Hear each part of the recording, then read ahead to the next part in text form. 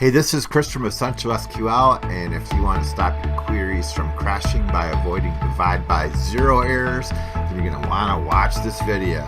Hey, if you like our videos, don't forget to like, subscribe, and share. Alright, so let's get right into it. I want to show you today a couple of solutions on how you can avoid divide by zero errors with SQL. As you know, they can be really aggravating because when you're running a query in SQL, it's usually an all or nothing affair, and it's hard to tease out that one row that's causing the problem. You have to treat everything equally and fairly.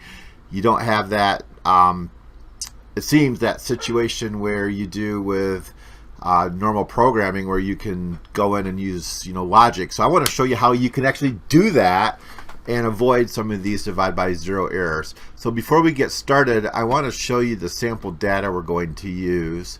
And what we're going to do is we're going to use it to calculate velocity, all right? And so for those that have forgotten physics or never took it, velocity is basically distance divided by time. So what I have here is some simple sample data where I have distance, which is represented by the column S, and time represented by T. So when I run my quick little sample data here, which gets all unioned together, you can see my sample, and lo and behold, I'm going to have an issue here when I try to calculate velocity, right? Because I'm going to do 2 divided by 0 and kaboom, I'm going to get an error. So let's work with that and see how that pans out. All right, and to show you just what's going to happen, I'm going to show you the error that I get. Whoops, going too far there. So let's do a issue when I throw an error so you can see what happens. Alright, you can see I get a divide by zero. So some of you might be going, okay, this is kind of weird, SQL. And it is. So let me just pull this off to the side just to show you just a real quick thing here. What I did is I created a derived table. And really, this derived table is just wrapping my result. So if you look at my result here, which is my test data, it's bringing back the information I'm using for my example for this tutorial. And when I do a select star on the outside, I'm really just saying, grab everything that was part of my query result and wrap it into a table called D. And you can see this if I put like select D star in front of this and run, I get the same thing. In fact, I could have just said like select D dot S and treat it just as a column name and just get the column S. So really what I'm doing, and you can pretend this now too, is that I have a table called D that has my sample data in it. That's what's really happening here.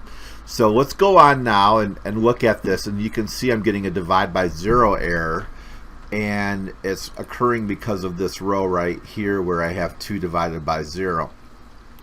So if I was to comment this out, of course, everything's going to run splendid, as you would see. And this is not the fix, right? We've got to figure out how we work around this. So let me uncomment this, and let me show you the first solution to how we can fix this. And the first solution is to use a case statement. And what we can do with our case statement is use a test to look at. It would be the divisor, I believe, which would really be time here.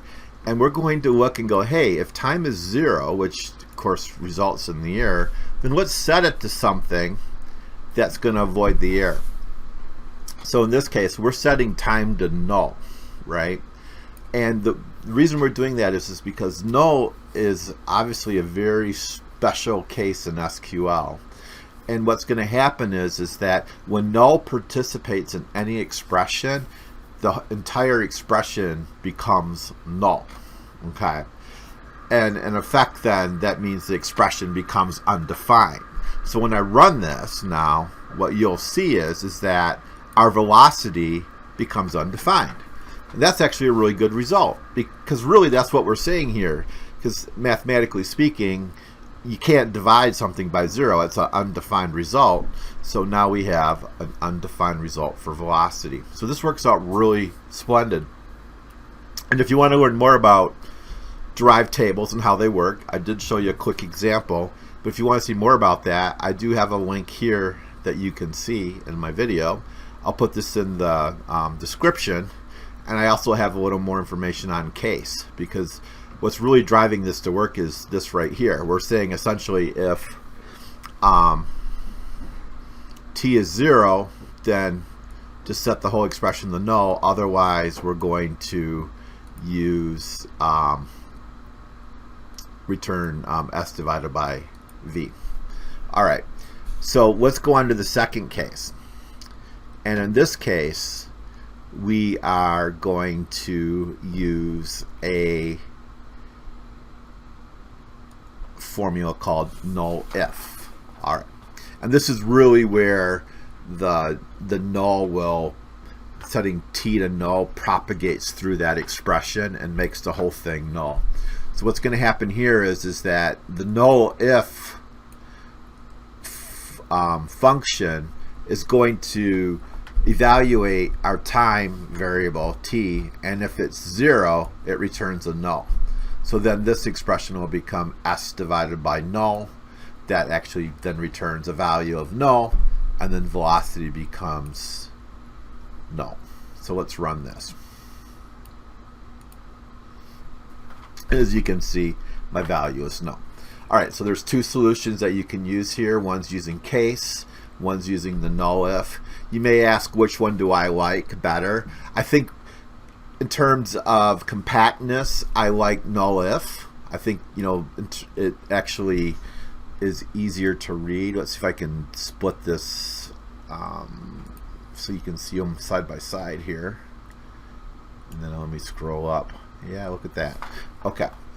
I think it's a little easier to read compact wise, than the case statement.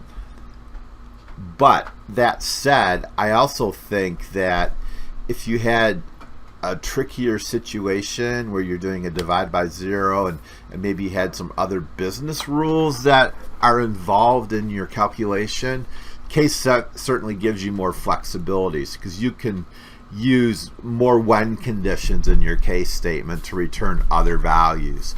So that may be something that would get you out of a box per se, that null if may not be able to do. So it all depends on the situation.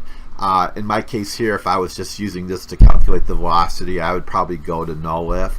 That said, I certainly would put a comment on it, because if I was working with people that were intermediate, or in that case even myself, if I didn't remember this or didn't use null if that often, I'd want to comment so that 6 months from now when I looked at my query, I would remember why I did this, right? To protect from the divide by 0 and to understand the behavior of what's happening here, because it might not be patently obvious that by nulling the time that I'm really then making velocity null when time is 0.